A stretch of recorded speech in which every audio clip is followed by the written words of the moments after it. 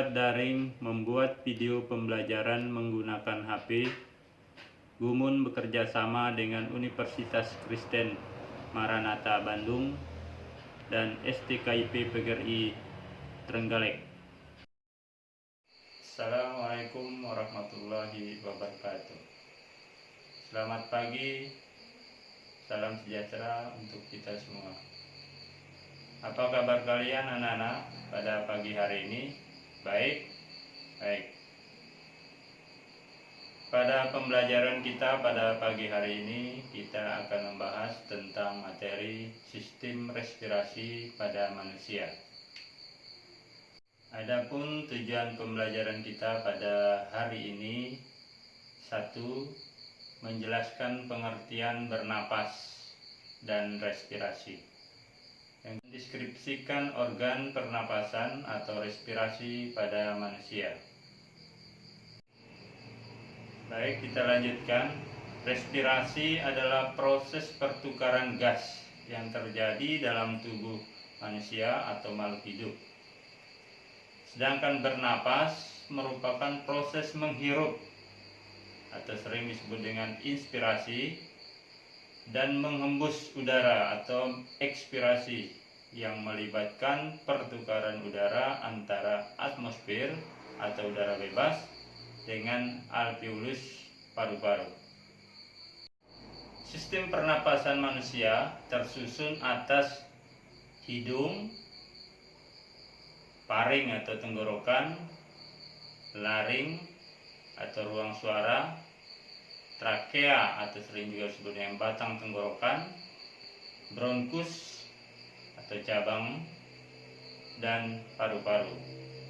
Secara struktural, sistem pernapasan tersusun atas dua bagian utama, yaitu sistem pernapasan atas meliputi hidung dan paring, sedangkan sistem pernapasan bagian bawah meliputi laring, trakea, bronkus, dan paru-paru.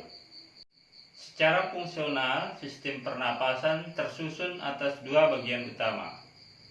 Yang pertama, sering juga disebut dengan zona penghubung, tersusun atas rangkaian rongga dan saluran yang saling berhubungan, baik di luar maupun di dalam paru-paru, meliputi hidung, paring, laring, trakea, bronkus, dan bronkiolus. Fungsi dari bagian penghubung yaitu menyaring, menghangat, dan melembabkan udara serta menyalurkan udara. Sedangkan yang kedua, zona respirasi tersusun atas jaringan dalam paru-paru yang berperan dalam pertukaran gas, yaitu alveolus. Organ-organ pernapasan meliputi 1. Hidung. Hidung dilengkapi dengan rambut-rambut hidung, selaput lendir, dan konka. Rambut hidung berfungsi untuk menyaring partikel debu atau kotoran yang masuk bersama udara. Sedangkan selaput lendir sebagai perangkap benda asing yang masuk terhirup saat bernapas, misalnya debu, virus, dan bakteri.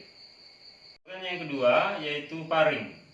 Paring merupakan organ pernapasan yang terletak di belakang rongga hidung hingga rongga mulut dan di atas laring. Paring berfungsi sebagai jalur masuk udara dan makanan, ruang resonansi udara. Organ ketiga yaitu laring. Laring adalah ruang suara yang merupakan organ bernapas yang menghubungkan paring dengan trakea. Di dalam laring terdapat epiglotis dan pita suara. Organ keempat yaitu epiglotis. Epiglotis berfungsi mencegah masuknya makanan atau benda asing lain ke dalam laring dan trakea. 5. Trakea. Trakea merupakan saluran yang menghubungkan laring dengan bronkus. Dindingnya tersusun atas cincin-cincin tulang rawan dan selaput lendir yang terdiri atas jaringan epitelium bersilia Fungsi silia pada dinding trakea untuk menyaring benda-benda asing yang masuk ke dalam saluran pernapasan. Organ keenam yaitu bronkus. Bronkus merupakan percabangan dari trakea menjadi dua bagian. Masing-masing bronkus memasuki paru-paru kanan dan paru-paru kiri. Struktur bronkus hampir sama dengan trakea, tetapi lebih sempit.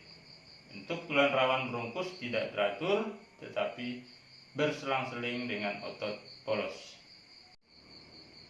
Organ yang ketujuh yaitu bronkiolus. Bronkiolus merupakan cabang-cabang kecil dari bronkus. Pada ujung-ujung bronkiolus terdapat gelembung-gelembung yang sangat kecil dan berdinding tipis yang disebut dengan alveolus atau jamaknya sama dengan alveoli. Yang selanjutnya yaitu paru-paru. Paru-paru merupakan alat pernapasan utama. Paru-paru terbagi atas dua bagian, yaitu paru-paru kanan atau sering disebut dengan pulmodexter yang terdiri atas 3 lobus, dan paru-paru kiri yang sering juga disebut dengan pulmosinister yang terdiri atas 2 lobus.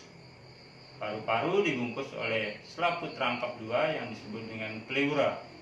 Pleura merupakan kantung tertutup yang berisi cairan limpa.